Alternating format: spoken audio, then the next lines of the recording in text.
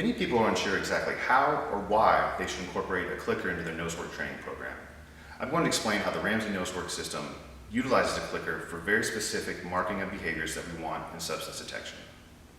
Before I do so, I want to state that if you're not familiar with using a clicker or marker training in general, I highly recommend that you become familiar with these training methods before you incorporate it into your Nosework training program here.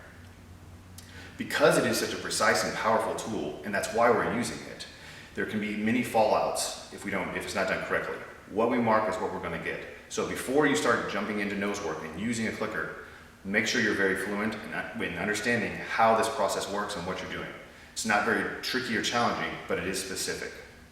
There's many very valuable resources on the web, on the internet. You can go to clickertraining.com, Karen Pryor's wonderful site. You can go to attend Chicken Camp, which is not on the web, but you can go there. You can also attend Clicker Expo. There's lots of information there as well. But I highly recommend to people that before they start using a clicker in Nosework, they know how to use it correctly and how to mark behaviors very specifically, because again, what we mark is what we're going to get later on. And if we do so incorrectly, when we reinforce behaviors that are undesirable or at the wrong time, those behaviors will stick because we've reinforced them. Now, having said that, I will explain how the Ramsey Nosework system uses a clicker. Because for lots of people, they're not sure exactly what we're doing here, what behaviors we're marking, or how we're utilizing a clicker. For me, in the beginning stages, which are always in what I call the training lab, as you can see here behind me, this is where I do all the bulk of my training in the very beginning with any kind of dog, whether it's a law enforcement canine, any kind of pet detection, Nosework dog, like my wonderful dogs in here, Ramsey. No matter what breed, size, motivation level, I'm always going to start in what I call the training lab. And before I worry about using a clicker or any of the stuff that we're going to talk here, I want to make sure I have the proper drive and motivation built, and I've installed that in the dog, which again, I use the training lab to do so. But I want to make sure that's in place before we worry about anything I'm about to discuss here. And I have some other videos that you can find on YouTube that will explain in detail the importance of building drive and motivation in Nosework. But assuming we have proper drive and motivation, and the dog will come into the training lab and search with vigor and enthusiasm, I'm using the marker in the very beginning stages to mark the source of odor, what we call source, the highest concentration of the target odor. I'm using a marker, in this case a clicker, to mark that to the dog as a physical location. For me, odor source does have a physical location, and that is where the highest concentration of the target odor is located. Now, to do this, we need to have a very good understanding where that is, and that can be tricky. So for me, how I do it, and if you've seen other videos, I use boxes which are very similar to ORT or ORT and pretrial boxes, and I cut a hole right here, put my hide inside the box, the odor builds there, and where it's breathing is out the front here. And in the very beginning stages, again, I've got the proper drive and motivation for actually hunting and searching within the training lab. But in the very beginning stages, what I'm doing is I'm marking the highest concentration of the target odor, where that source is, as a physical location. So for people that are familiar with using a clicker and training a dog to go to a touchpad or target something, this is very, very similar, except the dog's not using their eyes to identify where that location is. They're using their nose. And by having this hole here, they can get as close as they can, and at some point their muzzle is going to stop where this hole is, and they can't get any closer. And that's what I want to mark. So I'm marking the highest concentration of the target odor until a physical barrier stops the dog and prevents them from getting any closer. So they come in the training lab, they're searching, they show a change of behavior. I know where they're going to go because I've strategically placed the target odor in a very specific place, and I know how close they can get to this actual location. When they get there, I'm marking source as a location.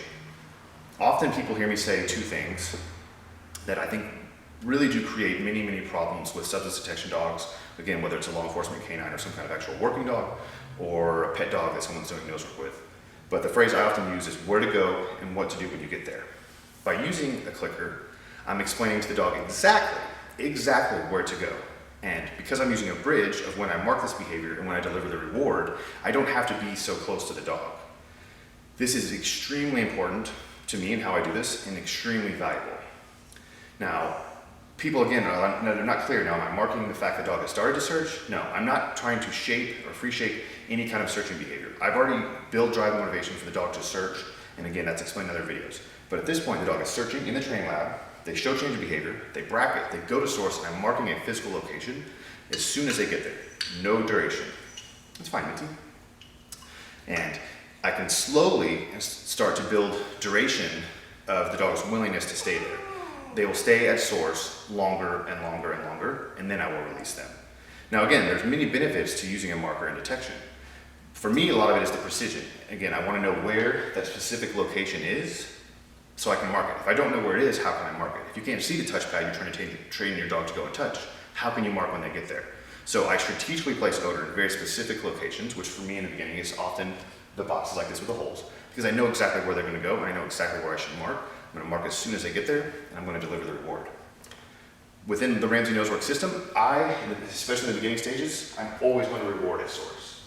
And if you've seen any other videos, when I want the dogs to actually leave source, I'm still going to make the reward appear at source, and I'm going to lure them away. Essentially, this system creates a dog that has to be bribed to leave source. I do this because when I first started training pet dog detection and doing Nosework with clients and people, a very common thing that I would see and what people would run into is their dogs would not show a very specific response, which this addresses, and also they would leave source too quickly. So when the handlers were running blind, they had no way of knowing that their dog had located the hide. The system that I've created makes a dog stay at source until they're bribed and told to leave so, essentially. They're not really told, but they choose to follow the reward away. I always do a systematic search from left to right methodically, and once they find a hide here, I can make the reward appear, and I can lure them away from that hide. And again, this is discussed in how do I address multiple hides. Now, again, people are saying, is it the sniffing or the snow? So at the beginning, it's the location, which is the component of, to me, in my mind, where to go. I build duration on this specific place, of their willingness to stay at this place, and that's what to do when they get there. I don't want vagueness in the dog's mind as far as the behavior they're supposed to offer when they get to source. A lot of people think it lowers motivation, and the dogs will lose interest in detection or Nosework if we try to train a response. It's my personal belief and my experience that's entirely incorrect.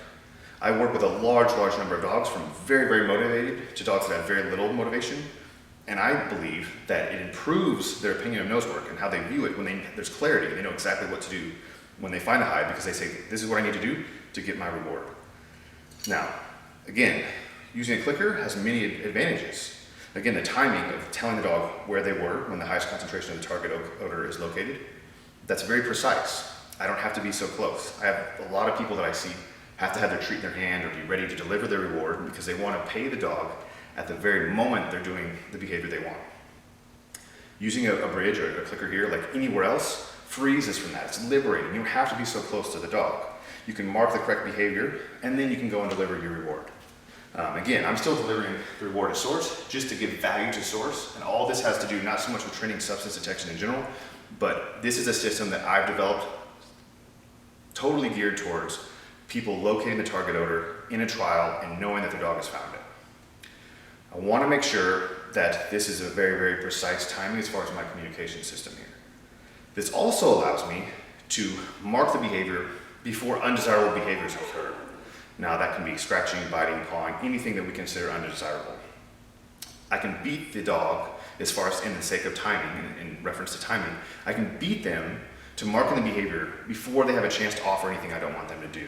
Again, whether I'm close or far, it doesn't matter. Once they understand the system of communication, they can get close to source, I can tell them there, and I can do that before they have a chance to paw, before they have a chance to bite, before they have a chance to do anything that I don't want them to do. This is very, very valuable for me. So I want people to understand that. Once the dog understands the place, which again is the where to go, I'm going to start to explain what to do when you get there. And I'm just going to build duration on them being as close as they can to the target odor. The part of the dog I want to be as close as they can get to the target odor is their nose. That way, if I'm asked by a judge or in any situation I want to know where the hide is, if I've trained the dog correctly, their nose is as close as it can get to the target odor. Now, if it's an inaccessible hide or it's a high hide, they're still going to get their nose as close as they can to the actual hide before they freeze and offer the indication that I want them to provide for me. Okay, Mitzi and I are going to demonstrate exactly how I use the clicker in the Ramsey Nosework system. One thing I do want to show people is the power and importance of our cueing ritual. So Mitzi doesn't wear any of this stuff I'm about to place on her unless she's about to go search. Now here in the training lab, she sees the furniture and the boxes and she knows she's going to search. But I'm going to use that to my advantage as far as incorporating my pre-search ritual, which for me again always incorporates the actual equipment we use, the gestures I do, and then the verbal search command that I say to the dog. But I'm going to use those in the training lab here to start to install something in the dog that I can use to my advantage elsewhere so they know that they're going to search. So you can also see that Mitzi will get excited normally when I place the stuff on her, because I only do it when she's about to search, and she knows searching means when she finds the good smell, she gets good treats. So again, Mitzi's 14. Her version of enthusiasm isn't always like what we'd see in a lot of the working detection dogs, but normally she gets pretty excited. I'm gonna hook this onto her collar, because for me, I want to handle the dog on the collar. So I put her harness on only for a cue at this point. In the very beginning stage when I'm building drive and motivation, which again is discussed in other videos, I'm gonna have the dog on the harness because I don't want them pulling into the collar itself. But now that she's already got the drive and motivation, I'm gonna handle her on the collar. Part of her pre-search ritual is me shaking this container, which will have treats. She's like, eat me. So I'm gonna put on my clicker, and she sees this. When I start shaking it, she should start to get excited. Oh, I know what that is. That means we're gonna search. So this is part of my pre-search ritual for this particular dog, and many of the dogs that I work. Oh yeah, I want some delicious treats. So if I shake this, she goes, oh, that means we're gonna search. So I'm gonna take her back here to our starting point. Our box with our odor in, Mitzi, don't listen, don't cheat, is over there. And I'm gonna shake this container, and then I'm gonna tell her to find it. Ready? Mitzi? Ready? And put it in the pocket here. And off she goes. I'm not gonna do anything to influence her searching, other than just kind of walk through here. I say, for me, searching is kind of their detection in general is opposite of healing. When we heal, their dogs are healing with us. And Nosework or detection, we're kind of going with the dog at their pace. I'm just gonna let her check everything out. I'm gonna mark exactly when she hits the source of the odor with the clicker here. This is the height coming up here. Yeah, so I can click, and she knows what that sound means, even though she's old and doesn't hear very well, but she's about to get a treat. Now, I can build duration of her actual response, and then mark when she's correct. I can keep moving, and click when she's correct. So she doesn't have to stay with me, and I can reward her for staying with the odor and being obedient to the odor. If I say, hey, let's go over here, come on, let's go over here, Mitzi. Reward me and correct. And then, on the last one, I'm gonna lure her away with a treat. So, I hope that makes it a little bit more clear so people understand exactly what I'm marking as far as the beginning stages of utilizing a clicker in Nosework. Once the dog understands where to go, and I'm using a clicker for very specific timing, I can build duration. Now, using the clicker makes building duration much easier in my opinion, because I can do it very incrementally. I often explain to people that in my mind, really about the first 1 second from about 0 to about a second and a quarter, maybe a second and a half, is the trickiest time in building duration in the actual response. Once the dog will hold the response or the indication for about a second and a quarter, maybe a second and a half, getting from there to 2 seconds, 3 seconds, 4 seconds, 5 seconds is considerably easier. All these problems that people often develop, whether the dog has a fringe response where they're not as close as they can get source, or they're doing some kind of pawing or aggressive response at source, most of those will develop really between 0 and about a second and a quarter. Once the dog understands what they're supposed to do, which again for me is just get as close as you can and freeze, once they will do that for about a second and a quarter or so, building duration upon that is considerably easier. I build that first part and probably honestly about 16ths of a second. I'm not asking for huge amounts of duration right off the bat.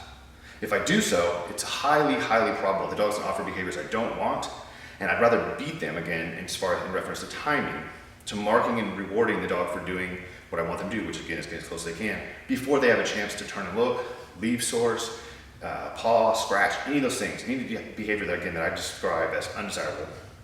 I want to beat them to that. So that's why I'm using this as a very, very precise marking tool. You can see here that this system works for pet dogs, for police canines. If you've read Charting Canine Warriors by Mike Ridland, you see that Naval Special Warfare and the Navy SEAL teams, their canine trainers have utilized a clicker for substance detection for explosives. So everything from the most motivated dogs to the just basic low motivation, older pet dog that may be doing Nosework as a fun enrichment activity, a clicker can be highly beneficial for them. We can communicate to them very clearly, and to me, it's just a matter of time before people see the benefits that people are experiencing everywhere else we're in dog training and incorporate them into Nosework and detection. People are using this system to get very, very good results, and the system has kind of been developed specifically geared towards the wide variety of dogs that want to compete in Nosework or be successful in Nosework as an enrichment activity or as a working canine. So I hope this makes more sense as far as describing exactly what's being marked. And again, in the very beginning, it's where to go. And then building duration as far as what to do when they get to source.